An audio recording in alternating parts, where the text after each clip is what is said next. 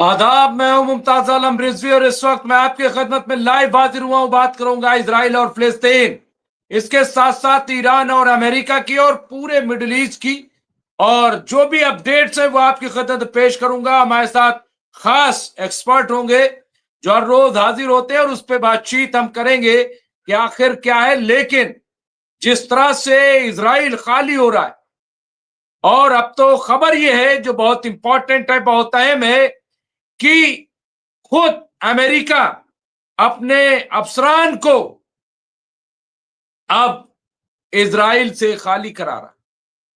यह खबर आई है कि जो बड़े अफसरान हैं अमेरिका के, वो अपना पूरा जो लाओ लश्कर है वो लेकर के अमेरिका वापस जा रहे हैं। यह खबर आ रही है। इसके पीछे क्या है, हकीकत क्या है, इसकी वजह क्या है? क्या यह माना जाए कि अब जंग तैयार है? और अगर जंग तैयार है तो फिर बातचीत का क्या? जो बातचीत हो रही है, जो तीसरे चौथे राउंड की बातचीत की जगह तय हुई है, तारीख तय हुई है, उसका क्या होगा? क्या अमेरिका और ईरान के बीच में जंग होकर रहेगी? क्योंकि ईरान भी पूरी तरह से तैयार हो चुका है। ईरान के जो माहिरीन हैं, जो एक्सपर्ट हैं, वो कह रहे हैं कि ईरान ने अपनी पूरी तैयारी कर ली है, और ईरान के जो फौजी हैं वो अब चाहते हैं कि अमेरिका से दो दो हाथ हो जाए। तो क्या अमेरिका भी यही चाहता है? और आखिर ये जंग कैसे और इजराइल क्यों खाली कराया जा रहा? उधर खबर आई थी कि सीरिया से भी जो अमेरिकी बेस है उसे खाली कराया जा रहा, इससे पहले इराक से। तो आखिर ये इजराइल, तो क्या इजराइल पे इतना बड़ा खतरा लाक हो जाएगा?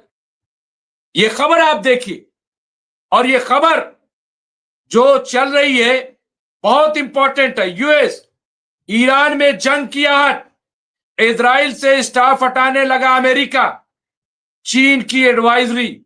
ये क्यों? किसके पीछे, क्या मकसद क्या है? इसके पीछे की सच्चाई क्या है? क्या वाकई जंग जो है वो होने जा रही है?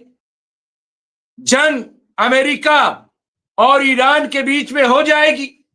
क्योंकि ये इंपॉर्टेंट खबर है।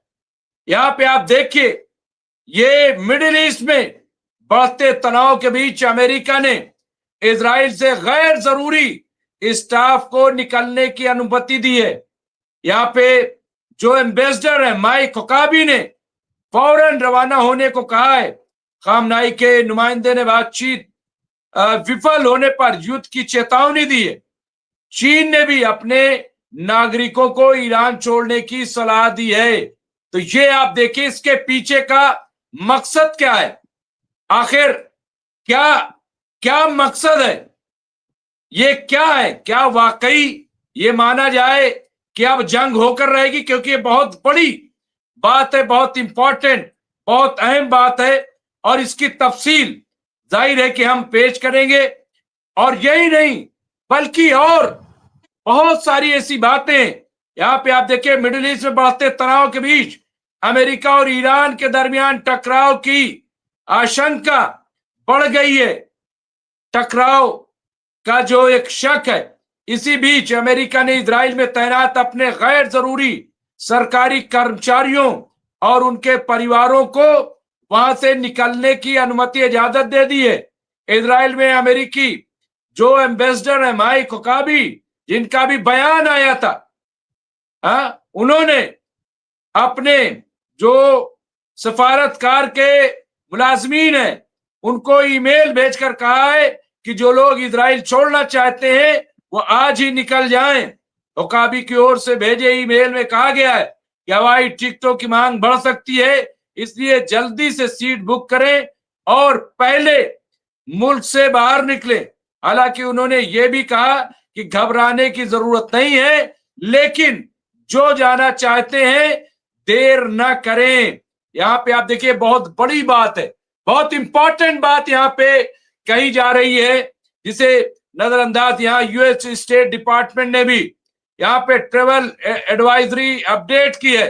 सुरक्षा कारणों से नॉन इमरजेंसी अमेरिकी वर्करों और उनके अहले खाना को इजराइल छोड़ने की इजाजत दी है। यहाँ पे आप देखें एम्बेसडर कुछ इलाकों जैसे यरूशलेम के ओल्ड सिटी और वेस्ट बैंक में कर्मचारियों को यात्रा पर बिना सूचना रोक लगा सकता है। अमेरिकी नागरिकों को सलाह दी गई है कि वो इजराइल और वेस्ट बैंक की यात्रा पर दोबारा सोचें। गाजा न जाने की सख्त चेतावनी दी गई है। लेबनान और सीरिया सरहद से 4 किलोमीटर और गाजा सीमा से सरहद से 11.5 किलोमीटर के अंदर जाने से बचने को कहा गया है।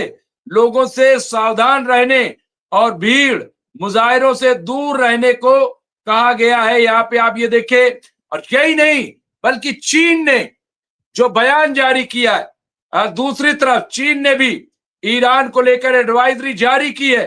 चीन के विदेश मंत्रालय और ईरान में उसके दूतावास यानी सफारत खाने ने अपने नागरिकों से कहा है कि वो फिलहाल ईरान न जाएं। जो लोग पहले से वहां हैं वो सावधानी बरतें और जल्द से जल्द निकलने की तैयारी करें। साथ ही बताया गया है कि ईरान और आसपास के देशों में मौजूद चीनी सफारत खाना और वाणिज्य दूतावास यानी इक्तिसादी जो सफारत खाना है वहां से निकलने के ख्वाहिशमंद शहरियों को कमर्शियल फ्लाइट या जमीनी रास्तों से सुरक्षित महफूज मकाम तक पहुंचने में मदद की जाएगी। यहाँ पे आप देखिए ये बहुत ही इंपॉर्टेंट है, बहुत ही अहम है। और इस तरह की सूरत हाल क्यों पैदा हो रही है? ये क्या वाकई ये माना जाए कि जंग जो है वो हो जाएगी? क्योंकि इस तरह की एडवाइजरी मैं समझता हूं कि इससे पहले कम से कम नहीं जारी की गई थी। लेकिन ये एडवाइजरी क्यों जारी की गई है, इसके पीछे की मंशा क्या है, क्या होने वाला है, ये भी अपने आप में एक बहुत बड़ा ये सानिया इसको मान लें, बहुत बड़ी खबर इसको माना जाए। ये है क्या, इस पे भी हम चर्चा करेंगे आज कि क्या वाकई अब ये माना जाए कि ये जंग होके रहेगी और अमेरिका और ईरान ये दोनों तकरीबन ये मन बना चुके हैं कि अब जंग करनी है। और ये जाहिर सी बात है ईरान तो नहीं चाहता, लेकिन अगर ईरान पे जंग मुसल्लत की गई तो ईरान बचेगा भी नहीं, ये खबर है। इसके अलावा लाइव अपडेट्स में यहाँ पे आप देखिए कारकुनों ने मुहासरा तोड़ने के लिए गाजा के लिए 200 जहाज फ्रीडम फ्लोटिला का मंसूबा बनाया है। मुंतजमीन ने कहा है कि इस इक़दाम में तकरीबन 200 जहाज शामिल होंगे जो 12 अप्रैल को बहरे रोम की मुताद्दिद बंदरगाहों से रवाना होंगे, जिनमें स्पेन, इटली, ट्यूनिस के मकामात भी शामिल हैं। ये मुहिम दुनिया भर में सिविल सोसाइटी की तकरीबन 200 तंजीमों की शराकत चलाएंगी। और ये खबर जो है वो गाजा के हवाले से है, ये भी हमने सोचा कि पेश कर दिया जाए। और तमाम हमारे साथ लोग जुड़ गए हैं, मैं उनका इस्तकबाल करूंगा। लेकिन ये बहुत इंपॉर्टेंट खबर थी, बहुत ही अहम खबर थी। और इसके साथ साथ इजराइल से आज ही निकल जाए, अमेरिका ने दूतावास कर्मचारियों को भेजा मेल। ये तमाम अखबारात में चलाया जा रहा है। आखिर इसकी वजह क्या है? क्या ईरान ने फिर शुरू किया न्यूक्लियर प्रोग्राम? ये खबर भी आ रही है कि ईरान ने दोबारा न्यूक्लियर प्रोग्राम शुरू कर दिया। ये खबर क्यों चलाई जा रही है? क्या ये इसलिए, ये दिखाने के लिए कि देखिए ईरान अपनी बात पर कायम नहीं है, न्यूक्लियर प्रोग्राम चला रहा है, लिहाजा इस पे हमला जरूरी है? क्या ये दिखाने के लिए, ये बताने के लिए हमारे साथ मेहमान जुड़ गए हैं? मैं उन्हें स्क्रीन पर ले लूंगा। हमारे साथ अब्दुल वाहिद साहब जुड़ गए हैं, मैं उन्हें स्क्रीन पर लेकर के आऊंगा और उनसे बातचीत करूंगा। कई बड़ी इंपॉर्टेंट खबरें हैं जो मैं आप खिदमत में पेश करूंगा। और यहाँ पे आप देखिए जो मैं बात कर रहा हूं कि तेहरान से खबर है, अमेरिका और इजराइल ने बीते साल जून में ईरान के परमाणु ठिकानों पर जबरदस्त बमबारी की थी। उस वक्त अमेरिकी सदर डोनाल्ड ट्रंप ने दावा किया था कि ईरान का जो न्यूक्लियर साइड है उसको हमने तबाह कर दिया है। अमेरिका को अब लगता है कि ईरान का वो कथित परमाणु कार्यक्रम फिर से शुरू हो गया है मुबैना तौर पर प्रोग्राम। ट्रंप ने कहा है कि अमेरिकी हमलों के 8 महीने बाद ईरान फिर से न्यूक्लियर एक्टिविटी शुरू कर रहा है।